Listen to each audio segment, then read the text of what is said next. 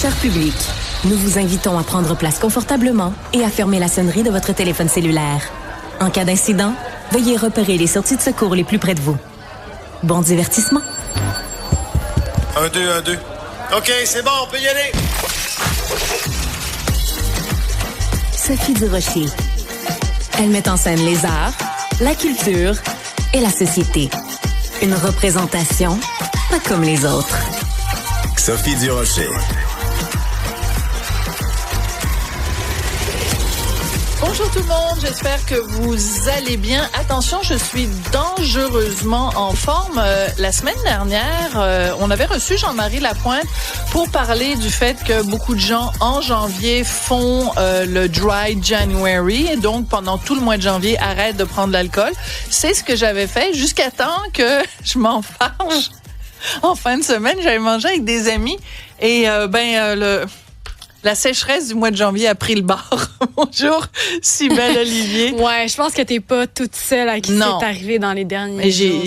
Ouais. Mais tu sais, tu pars, tu commences le mois de janvier, le 1er du mois, puis là, tu te dis, hey, je vais être capable, je vais y arriver. Puis là, pouf, tu vas manger avec des amis. Mais tu sais, ils sont là, tu te mettent un Negroni dans le visage. Qu'est-ce que tu veux que je te dise? Tu te dis, c'est pas grave. Ou, j'arrive toujours février, je vais peut-être me rattraper à ce moment-là. Ouais. Les amis le font. Là, on se rend compte, on veut se prouver à nous-mêmes qu'on est capable de le faire. Mais c'est-tu grave, un verre? Et rien n'est grave. Bon, finalement, on est là, puis ça fait 2-3 verres qu'on prend, puis janvier est tout poubelle, on attend le prochain mois. Alors, je le confesse, j'ai un petit peu trop abusé en fin de semaine, mais je suis quand même dangereusement en forme. Merci beaucoup d'avoir choisi Cube Radio. Mais non, mais c'est une radio où on dit les vraies affaires. Qu'est-ce que tu veux que je te dise? On va pas faire semblant. Parce qu'il y a peut-être des gens qui ont écouté Jean-Marie Lapointe la semaine dernière, puis qui disent, voyons, Sophie est parfaite, elle boit pas tout le mois de janvier. Non, il vous m'avez disait pas peut-être vu au restaurant. Vous m'avez peut-être vu au restaurant, vous avez dit, c'est une sacrée menteuse. Ben non, je dis toujours la vérité. Donc, bienvenue à l'émission.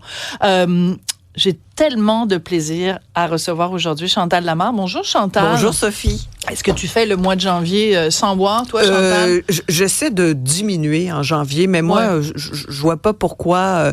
C'est plate, il fait froid, il fait noir à 5 heures.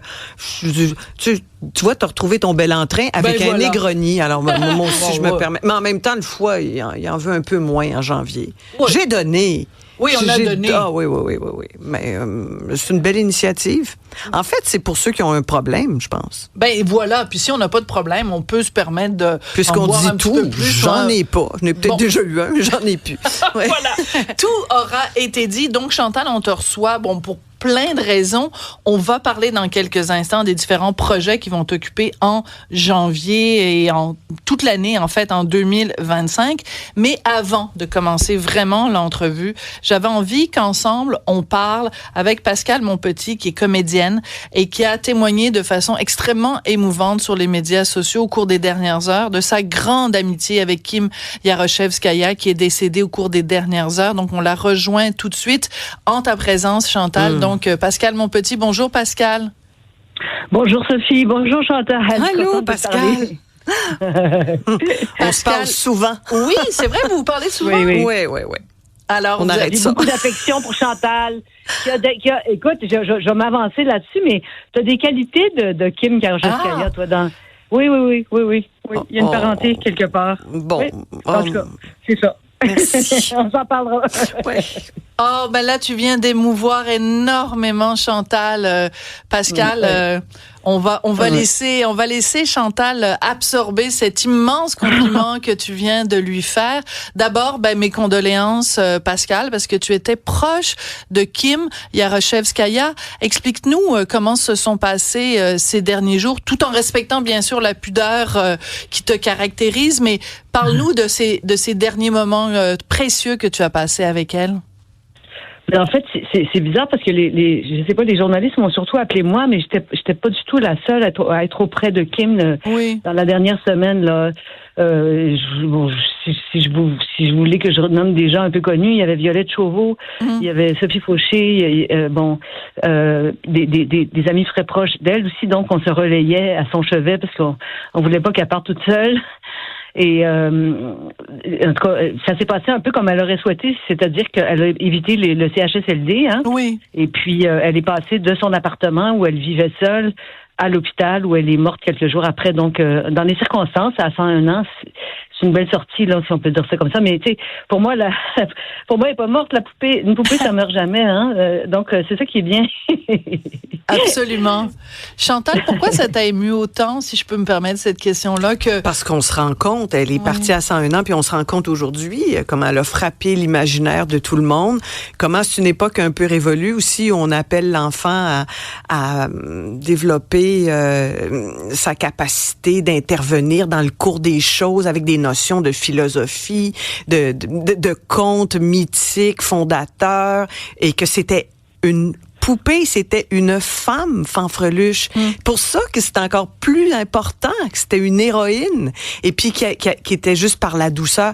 Moi, elle m'a tellement frappée, je vais laisser parler Pascal, que aujourd'hui encore, je mets la table en chantant une comptine de Fanfreluche, bien sûr. Et puis laquelle comptine du chant? À la pointe du couteau, on place le verre d'eau, c'est ainsi qu'on met la table comme il faut. J'ai ça. J'ai la poupée aussi chez moi. Tous les matins, je me lève, je vois Fanfreluche, je la remercie. Et puis, je trouve que Pascal et Violette, Sophie, elles ont été là jusqu'à la fin, puis sont entrées dans le livre. Ces filles-là sont entrées dans le livre. On parle de la poupée, mais vous connaissez, peut-être pour ceux qui la connaissent pas, je vais vous raconter d'où origine cette poupée-là. Kim Yaroshelskaya est née en 1923, donc de parents communistes, OK? C'est des trotskistes convaincus et militants, très militants. Puis quand Staline est arrivé au pouvoir, il voulait pas, il fallait suivre la ligne dure du parti, puis les trotskistes étaient très, très mal, étaient pas les bienvenus du tout, puis ses deux parents sont morts, en tout cas, dans des circonstances tragiques, là. Ouais. Et Kim aurait souhaitait plus que tout au monde avoir une poupée, mais sa mère, qui était trotskiste, disait que les poupées, ça allait rendre les petites filles mièvres, etc. Et elle lui offrait un fusil en bois à la place, comme une bonne révolutionnaire. Et Kim, elle voulait tellement une poupée qu'elle prenait le fusil en bois, elle lui mettait une guenille autour, puis elle berçait le fusil comme si c'était une poupée, ou elle prenait une cuillère à soupe, elle mettait un ruban, puis elle jouait avec le cuillère à soupe comme si c'était une poupée. Wow. Et elle a pris une revanche incroyable des années après, en s'inventant un personnage de poupée qui a enchanté tout le monde. Tu sais, c'est complètement fou comme destin quand on y pense. Hein. Mais c'est tellement magique ce que tu viens de raconter, Pascal, parce que c'est plusieurs choses en même temps. C'est le pouvoir de l'imagination qui est plus fort que tout. Une cuillère en bois qui devient une poupée. Puis c'est aussi la force de la nature, c'est-à-dire que t'as beau avoir une idéologie qui essaye de dire, voici comme ça, c'est comme ça qu'on fait, puis c'est comme ça qu'on fait. Mais la nature humaine est plus forte que n'importe quelle idéologie, que ce soit le trotskisme, qui est l'extrême gauche, que ce soit l'extrême droite, peu importe. Le cœur est plus fort que n'importe quelle idéologie. Moi, c'est la leçon que je retiens, Chantal. Il y a ça aussi, puis s'adresser à l'enfant. Quand on a réussi ça, je trouve qu'on a fait un des sorts terrestres les plus enviables. Quand toute ta vie, tu rencontres des adultes maintenant, mais c'est quand ils étaient tout petits qui ont adhéré, puis qui ont bu tes paroles, puis qui ont... c'est merveilleux ce qu'elle a accompli. On parle juste de Fanfreluche, elle a fait bien d'autres choses. Oui, c'est important d'en parler. Ce qu'on adorait, je dis les petites filles parce que c'était... Les garçons aussi, mais il y a beaucoup de petites filles qui l'ont aimé à la folie, c'est qu'elle entrait... elle racontait une histoire souvent inspirée de contes traditionnels ou d'une histoire qu'elle avait inventée. Et si l'histoire prenait un tournant avec lequel elle n'était pas d'accord, elle entrait dans le livre comme une espèce de redresseuse de tort. Oui. Ça, c'est comme si ça nous défendait. C'est comme si ça prenait notre défense à tout le monde, puis on aimait ça. Ouais. Mais... Non. Le roi, il fera pas ça, puis ça se passera pas comme ça. Mais en fait, elle était contre toutes les injustices, le personnage de Fanfreluche. Mais Chantal vient de dire quelque chose d'extrêmement important. C'est sûr que dans le cœur des enfants devenus grands, ça restera le personnage de Fanfreluche ou le personnage de la grand-mère dans Passe-Partout pour une génération plus jeune. Mais c'est tellement plus aussi que ça, parce qu'elle a eu plein de rôles dramatiques. Et je racontais tout à l'heure à mon collègue Benoît Dutrisac qu'à un moment donné, elle était montée sur scène. Elle jouait dans une pièce de Bertolt Brecht et le rôle qu'elle jouait, elle jouait une prostituée dans une pièce de Brecht. Elle était habillée avec des vêtements de prostituée déchirés, des barésies et tout le maquillage qui coule comme si elle venait de faire, comprends-tu, une turlute dans la ruelle. Et elle est montée sur scène scène le soir de la première, puis il y a quelqu'un dans la salle qui s'est décrié « Oh, fanfreluche! » On n'en sortait pas de ça, hein? C'est fou. Ben, je pense que ça la dérangeait pas qu'on retienne ça, surtout parce que la télé, c'est quand même un médium qui diffuse large, là. Mais c'est vrai qu'elle a joué beaucoup au théâtre, là, tu sais, beaucoup. Et puis des auteurs, elle avait des auteurs audacieux aussi. Elle avait, comme vous dites, elle avait pas peur de s'engager dans des aventures périlleuses, là, avec des rôles compliqués ou des rôles un peu fous ou fantasques. Elle avait pas froid aux yeux. Absolument. Ben Pascal, merci beaucoup pour d'abord d'avoir pris le temps, parce que je sais que tu as une journée très occupée, très émotive aussi. Alors merci d'être venu partager avec nous ce bel hommage très émotif, plein de poésie et de magie à Kim Yaroshevskaya. Tu lui as rendu un bel hommage. Je te remercie pour ça, Pascal. Merci à vous deux. Salut Chantal, à bientôt. À bientôt. Au revoir. Bye. Chantal, donc c'est une bonne copine à toi, Pascal. C'est un drôle de hasard que ça arrive aujourd'hui. C'est une voisine, et si je tombe sur Pascal, bon, on va occuper le coin de la rue assez longtemps. Ça a de la jasette. 2 pipelettes, oui. 2 pipelettes. Ben justement, moi je suis contente, j'adore recevoir des pipelettes. Et justement, donc il y a 2 raisons pour lesquelles je voulais te recevoir aujourd'hui, ma belle Chantal. La première, c'est que tu vas participer avec plein de gens connus et qu'on aime à la nuit de la déprime. Moi, j'y vais chaque année. C'est le 3e lundi de janvier. C'est la journée la plus déprimante de l'année parce que c'est la journée avec l'ensoleillement le plus court. Puis ça a été prouvé dans des études. Tout le monde est déprimé cette journée-là. Puis vous faites un spectacle pour essayer quoi? De nous empêcher de déprimer? Bon, en fait, c'est la magie, tu sais, de quelque chose d'éphémère, du spectacle vivant, la permission de faire, bon, si c'est vraiment la journée où on devrait être le plus déprimé, bon, on devrait trouver quelque chose de drôle là-dedans, de subversif. Tu sais, l'idée est vraiment très, très bonne. Très bon. Puis, dans toutes ces entreprises-là où tu t'en vas juste faire un mauvais coup, parce que tu vas faire un numéro, là, c'est un coup de dé, là, c'est un après l'autre, puis qui va de sa chansonnette, de son petit numéro. Alors, tu sais, ça fait, c'est toujours varié. Le lien, c'est Christian Dubé. Ben oui, notre ministre de la Santé. Ça, parlant de déprime. C'est ça. C'est le ministre de la Santé qui anime ça. Non, j'espère qu'il m'écoute pas, mais Christian Bégin, quel meilleur lien, pour assurer comme ça dans la déprime, donner le ton, mettre en valeur les gens qui viennent. C'est quelque chose qui, chaque année, ça marche. Les gens reviennent tout le temps. Si ça fonctionnait pas, on serait passé un autre appel, je pense, mais ça devient, c'est un jalon dans l'année. Commençons avec ça, là, puis après, c'est donc des sketchs. C'est chaque invité, là, fait un sketch différent. Nous sommes responsables de notre petit numéro. D'accord. Là, je vois, il y a énormément de chanteuses, hein, de grands chanteurs. Il y a Joe Bocan. Ben oui. Il y a Linda Lemay. Non, mais regarde, j'ai eu comme un émoi, parce que bon, je suis contente de faire quelque chose avec Benoît McGuinness, mais tu sais, Jacques Michel, là, je ne sais pas, ça fait très longtemps que je l'ai vu. Zachary Richard, excusez-moi, je me peux plus. Et Marie-Claude Barrette, moi, je sais pas, elle va-tu chanter, elle va-tu danser la claquette? Tu le sais pas, c'est une surprise à chaque fois, d'accord. C'est ça. C'est vraiment une enfilade de numéros avec, tu sais, le thème la déprime. C'est pas difficile à aller chercher. Puis je pense que le 20 janvier, on va avoir beaucoup de raisons pour être, si on n'est pas déprimé, on va être alarmé, en tout cas. Oui, c'est ça. Ouais. Ah oui, parce qu'il y a le monsieur avec les cheveux. Et moi, j'aime mieux être au Saint-Denis ce soir-là. Vraiment. Ouais. Alors, justement, donc, le monsieur avec les cheveux orange va... toi, Infoman, vous avez du plaisir avec le monsieur avec des cheveux orange? Moi, j'aimerais m'amuser avec autre chose, peut-être, si on me le demandait. Mais je me souviendrai toujours, là, c'est une photo qu'on devrait ressortir. Avant que le monsieur avec les cheveux orange entre, je me souviens de faire un topo. Je suis avec Jean-René, on est assis sous le pont Jacques-Cartier, puis on a de la laine minérale d'attacher sur le dessus de la tête, puis un faux décor bling-bling. Puis tu sais, on fait le portrait du personnage là, dans tout ce qu'il y a de grotesque, ubuesque, là, puis en se disant, il rentrera jamais. Mais c'est ça, tu sais, là, ça vient, ça nous a rattrapés, puis 4 ans plus tard, rebelote. Oui, dans quelque chose d'encore plus, je trouve... ça n'annonce rien de facile, là. Mais en même temps, c'est formidable pour les gens qui font le métier que tu fais. Oui, mais en même temps, on se Infoman. pose beaucoup de questions sur le rôle de la satire. Ouais. Toutes les émissions, les late shows font des sketchs, des numéros, des ouvertures, tu sais, avec des textes bien ciselés. C'est vraiment rentre dedans, c'est fort. Mais est-ce que c'est de santé qu'on puisse encore le faire? Mais en même temps, on voit là que ça n'a Ça fait pas bouger d'impact. l'aiguille. Comme tu dis, la chanson a beau être belle, ça n'arrête pas les guerres, même s'il y a eu 1000 chansons écrites là-dessus. Moi, Et ça te déprime? Oui. Est-ce que ça te déprime, pour reprendre le thème? Est-ce que ça te dérange des fois? Parce que, tu sais, aux Golden Globes, la personne qui animait les Golden Globes, je me souviens plus de son nom, elle a dit à un moment donné, elle regardait le parterre, comprends-tu? Il y avait juste des producteurs, des réalisateurs, des comédiens, des acteurs.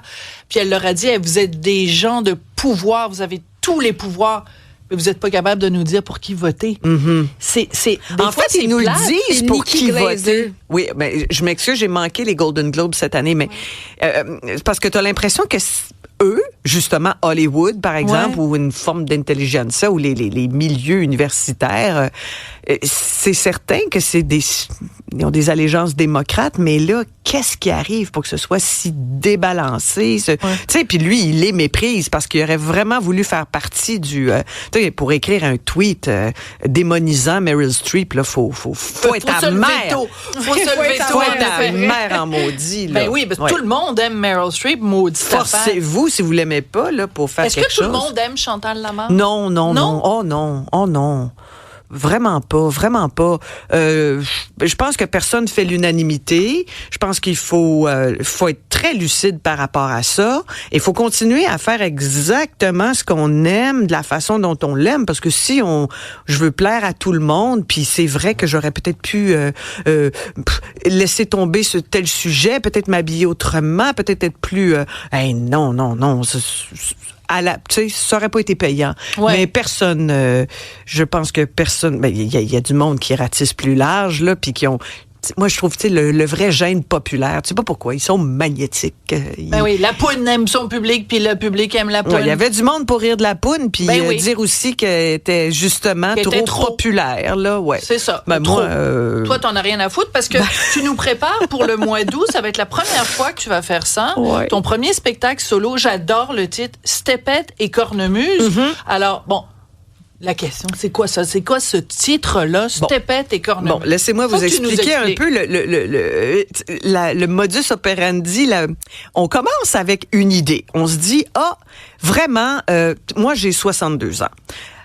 J'avais noté 61. Non, pas depuis le 3 janvier. Là, on passe là à 62 et je le dis. Hein, il y a des gens, il y a des filles coquettes qui voudraient pas, des gars aussi. Moi, j'essaie d'embrasser mon âge. J'adore ça. J'essaie J'ai 59 ans. Parfait. Bon, j'essaie de faire. On est là, on assume. Et même s'il y a du matériau, là, il y a du drôle à sortir de ça, parce que on est la même personne, mais on change. Puis, je veux dire, on voit un petit peu moins loin. Puis tu sais, j'ai déboulé 2 marches tantôt et j'ai entendu mon gars faire gériatrique moment, tu sais, alors. Je vois que ton fils a le même genre de sens de l'humour que toi. La pomme n'est pas tombée trop loin. Mais il est arrivé quelque chose, c'est suite à la pandémie. Je sais que on me demandait toujours ça. Veux-tu faire quelque chose toute seule? Et je disais non. Et je disais non parce que c'était non. Il y a rien qui correspondait. Tu sais, moi, j'ai travaillé avec, je sais pas, des Claudine Mercier, des Marie-Lise, des humoristes. Comme metteur en scène. Oui. Ben oui. Puis quand je les voyais, je les enviais pas. Puis je me disais, regarde, eux, là, ils ont cette espèce de charisme de grand entre-gens que je n'ai pas, mais je suis une fille de théâtre. Fait que la scène, oui, je maîtrise quelque chose. Oui, je suis capable d'écrire aussi. Quand je me suis mis à voir des spectacles qui étaient des entreprises plus personnelles, des récits, là, j'ai fait, je pense que je pourrais m'amuser. Et j'ai retrouvé la scène en faisant partie de la distribution d'un spectacle qui s'appelle Les Nonnes, qui est un grand divertissement, qui n'est fait que pour divertir, qui n'est que pure fantaisie, mais qui procure énormément de bonheur. Donc, ça t'a redonné la piqûre. Moi, j'avais tout le temps le moton quand je me retournais en coulisses, parce que je me disais, mais t'es donc ben niaiseuse. Pourquoi tu t'es empêché de faire ça pendant si longtemps? Pourquoi tu boudais ton plaisir? Je le boudais pas. J'avais des enfants, j'avais de la télé. Puis à un moment donné, c'était comme, je l'ai fait, puis j'ai été chanceuse. Mais quand on m'a dit, as-tu envie de réessayer? Et que là, j'y ai pris tellement goût Sophie, que ça a fait, moi, là, de toute façon, la meilleure chose qui peut arriver à quelqu'un de 62 ans, c'est de répéter les mêmes choses, que ça s'imprime, que ça se dépose, que ce soit meilleur. Parce qu'on est moins rapide quand on a 62 ans. Et de proposer quelque chose qui est comme une espèce de fantaisie, tu sais. Puis moi, je m'en vais pas sur le terrain, là, de tous les spectacles d'humour proposés, là. Il y a de la théâtralité là-dedans, un petit peu de performance, un petit peu d'histoire, un petit peu... Puis c'est vraiment, j'ai pris l'écrin d'un cabaret. Là, non, mais on va rire. C'est sûr qu'on va rire. Moi, je suis sûre qu'on va être touché. Puis je suis sûre qu'on va mieux connaître Chantal Lamarre. Même si je suis bien pudique. Oui. oui. Bien réservée. Mais en fait, tu transparais. Regarde, quand tu es arrivé avant l'émission, je dirais pas de quoi on a parlé, mais ça faisait 30 secondes qu'on se parlait. Puis tu m'avais déjà parlé de ton enfance et tout ça. Donc, c'est sûr que tu feras peut-être pas nécessairement ça sur scène, mais t'es quelqu'un qui est quand même... je pense qu'on atteint rapidement la vraie Chantal. Oh, ben, je sais pas s'il y en a une fausse. Oui, mais justement pour ça, il y a pas deux Chantal Lamarre. Non, je sais pas être autre chose que moi-même, malheureusement parfois. Alors, on sait toujours pas pourquoi c'est Stepette et Cornemuse, contre, t'as une petite limeuse, là. Parce que là, on propose quelque chose, on rencontre quelqu'un qui dit, j'embarque dans cette aventure-là, et il me dit, je vais aller montrer, voir s'il y a un petit peu d'intérêt à Rideau, mais il dit, pond quelque chose. Rideau, c'est le réseau de diffuseurs. C'est le réseau de diffuseurs. Tout le monde va voir en disant, est-que ça peut aller dans ma salle? Est-ce que je pourrais vendre ce spectacle-là, quand je pourrais le placer dans ma programmation? Et puis, mais là, faut que tu arrives avec une proposition. Puis là, j'ai fait, je veux pas être prêt avec un titre qui va me déranger puis qui va annoncer quelque chose. J'ai dit, qu'est-ce qu'il va y avoir là-dedans? Puis là, j'avais l'idée du cabaret personnel. J'ai dit, tu sais, au cabaret, c'est ça, c'était des stepettes, là, de double d'année, c'était des stepettes, puis Madame Lapoune faisait des stepettes, puis j'ai dit, OK, on va faire des stepettes. Mais j'ai dit, c'est juste... Il y a quelque chose qui dépasse la stepette. Je dis, qu'est-ce qui peut me représenter? Je dis, moi, la cornemuse, pour le petit côté décorum. T'es arrivé avec ton béret écossais. C'est très, très, très cornemuse. Puis on connaît l'amour que j'avais pour Élisabeth II. Alors, j'ai fait, puis ça va être le chaud-froid, tu sais, ça va être le yin-yang. Entre le drôle et puis un petit peu plus grinçant. Fait que c'est devenu stepette et cornemuse. Puis après ça, c'est un work in progress, puis les morceaux se placent. Ça va commencer le 1er août 2025 en rodage. Cybèle? Moi, je me demandais, j'ai pas encore 60 ans, ça s'en vient tranquillement. Prends ton temps. À 25 ans, ça vient de sortir du ventre de sa mère, ça, là. Mais là, Sophie, là, tu me places dans une position où j'ai l'air extrêmement juvénile, là. Mais non, c'est un hommage. Ma question, c'est moi qui va voir ton spectacle. C'est bien juvénile comme question, ça. Attends, j'ai fini. Qu'est-ce que je vais apprendre d'une femme de ton âge, de la féminité ou de la maternité qui pourrait me parler, puis pas avoir peur de vieillir? Parce que, tu sais, récemment, il y a eu de Substance, tout ça, puis j'ai souvent l'impression d'être confrontée à une féminité qui est un peu terrifiante. Non, mais moi, je pense à toi en écrivant le spectacle. Je pense vraiment à toi et mon souhait, mon pari, c'est que tu sois dans la salle. Parce que je commence en disant, j'espère qu'il n'y a pas de jeunes. J'espère qu'on va être juste entre nouveaux vieux, là, tu sais, avec des références communes. On a tous vécu le même bon vieux temps. Mais en même temps, je le démonise un peu, puis je défrais le bon vieux temps. Puis les jeunes, je fais, écoutez, parce que vous allez peut-être avoir quelques notions de mieux vieillir en m'écoutant. Puis, tu sais, je trouve que le féminisme des filles qui sont plus vieilles que toi, c'est quand même important de l'entendre. C'est quand même important de l'écouter. Comme moi, j'écoutais celle devant moi. Jeannette. Et je comprends. Tu sais, Hélène Pedneau, là. La vie en rose. C'est une grande lignée. Puis. Tu vois, ta question est super bien tombée. Parce qu'il va y avoir donc toute la place pour des Cybèle Olivier dans ton public. Hey, j'espère. Des petites jeunesses. Okay. J'espère. Je pense pas que vous allez remplir le 3/4 de la... Mais sait-on jamais? Mais c'est jamais. Curieuse, oui. Stepette et Cornemuse, ça commence le 1er août 2025. La nuit de la déprime, c'est le 20 janvier au Théâtre Saint-Denis pour une bonne cause. Merci beaucoup, Chantal. C'est moi qui vous remercie. Puis merci aussi d'être venue rendre hommage à Kim Yaroshevskaya avec ta copine Pascal Monpetit. C'était très touchant, très émouvant. Un plaisir. On se voit à la nuit de la déprime. Certainement. Je vais te taper sur le clou. Tu sortiras pas de là.